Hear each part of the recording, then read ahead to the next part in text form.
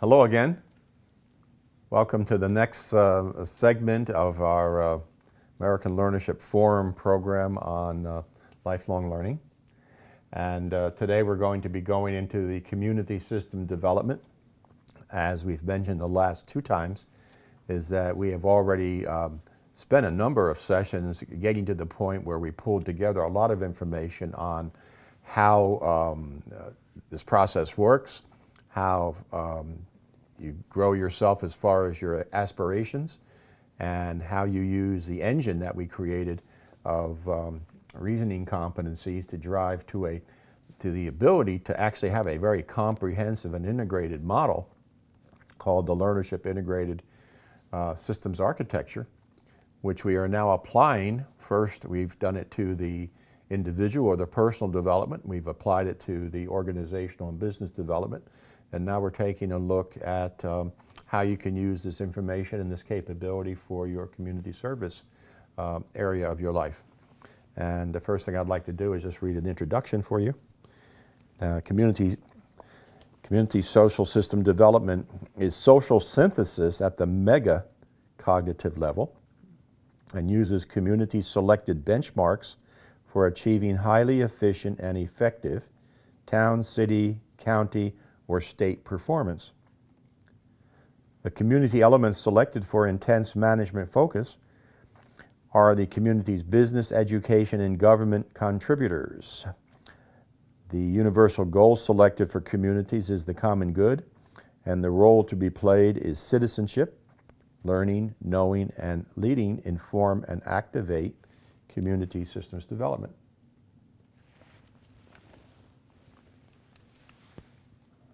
Once again, we're still trying to decide and make sure that we are figuring out how to close this gap between what we could be doing with our lives and what we might want to be doing with our lives. And one of the areas important right now is the level of volunteerism. It has to do with whether at this stage of your life you have a sense of generativity, a sense of wanting to give back, a sense of not only taking care of yourself, but contributing to the welfare of your community. These are very important things. The community really appreciates it, and that alone could be the reason why you're extending yourself to continual learning and continual growth so that you can be greater service to the folks around you in your community. Once again here, we're at chapter 12. We've already got the personal development, the organizational development, and now we're talking about the community, and all this will lead to chapter 13, which is our social system development on how we perform vis-a-vis the nation and the world. So with that, I'm going to move on. And once again, I have a similar document or graphic that we had last two times, is that the major focus when you're talking about the community is the government, because everybody still has a governmental function at whatever level they happen to be, whether it's a county or a city or a state level. You have the government players when you talk about the community. You have businesses that live and work in the community, and they are interlinked with the government. They sell them services, they give them capabilities, and they work to do jobs and take care of services that are necessary at the community level. And certainly, other than that 30% of expenses that are involved in running a community is the community education. This is your school system.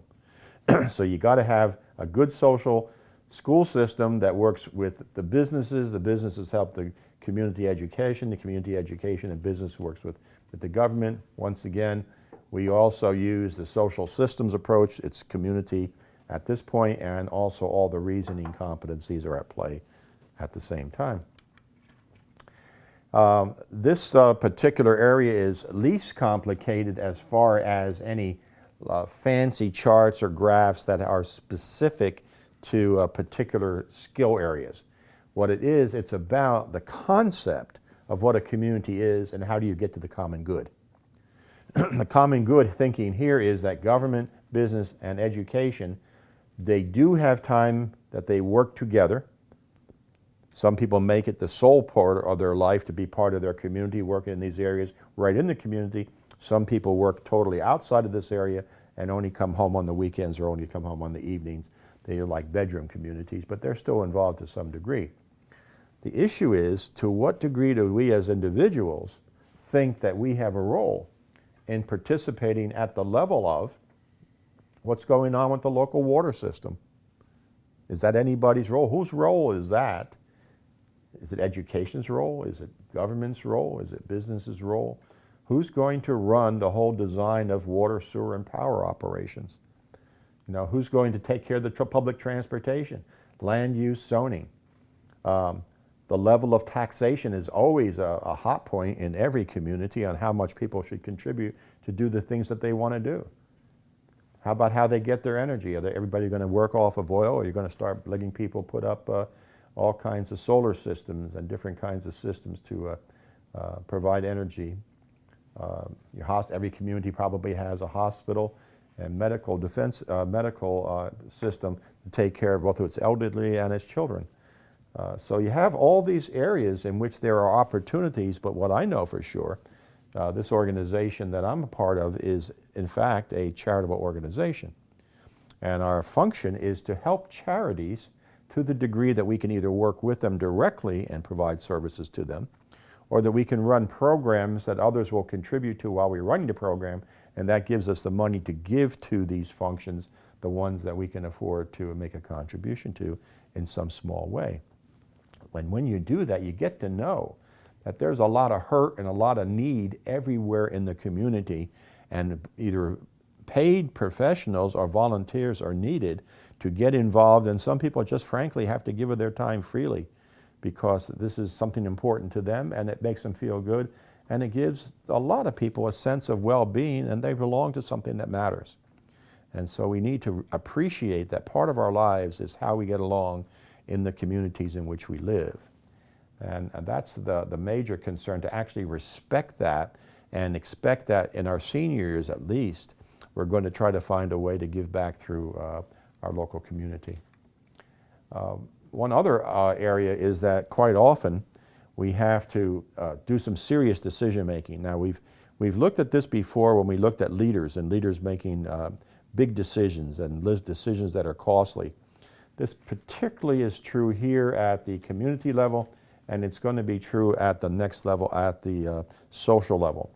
Because we're talking, once again, if there are large issues like the one that we used before, which happens to do with global warming, the issue becomes, whose responsibility is it? Who should play? Who should have a say?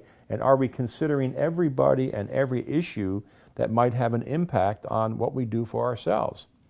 And so if we're all paying to run our communities, there's no reason why we shouldn't have an opportunity to weigh in on what the social impact is of the choices that we make. And people do care about the social, the economic, the political aspects of where their money is going. And because that's true, and because almost everybody in community is paying some kind of tax for the community, it behooves some people in the community to take it seriously enough to sit down and make sure that everybody is getting their money's worth, but everybody is generative enough to help get something done that everybody benefits from. So that's a human responsibility, to be a person that's self-focused, personal, to be business-focused for your own business, but not care about the community, to just take what they provide and use it, is irresponsible. It's not the type of society or culture that people generally want to live in, but there are people who are just takers. The American Leadership Forum says that's not the way to think. The common good is something you need to contribute to, you have an obligation to do it, and just begin to want to take it on. Okay, so the previous chart used the same graphical elements. It had the social, political, technological points as far as knowledge collection is concerned that we've talked about many times already, and it also talks about the four major social areas of development. It's a little bit different in that it's really focused on what situational learning does for us.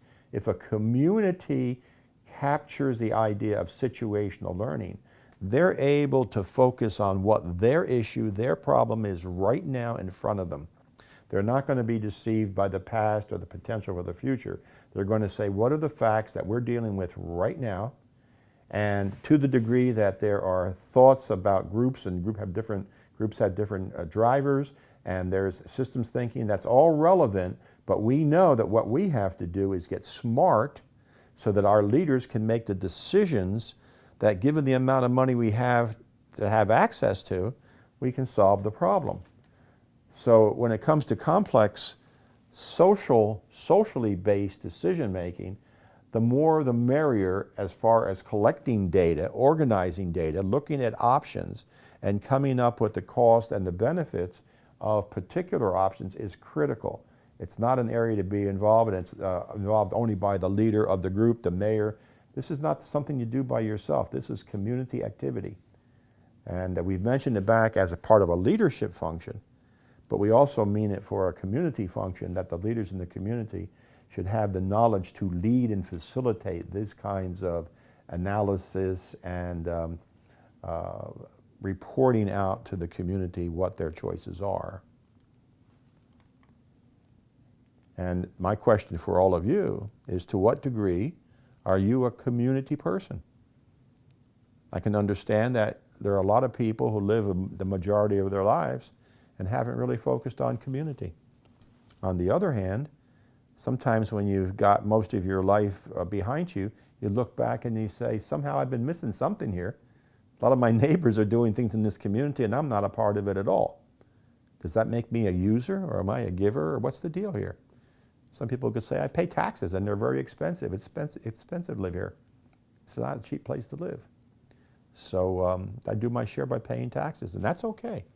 But it doesn't have a lot of human element in it.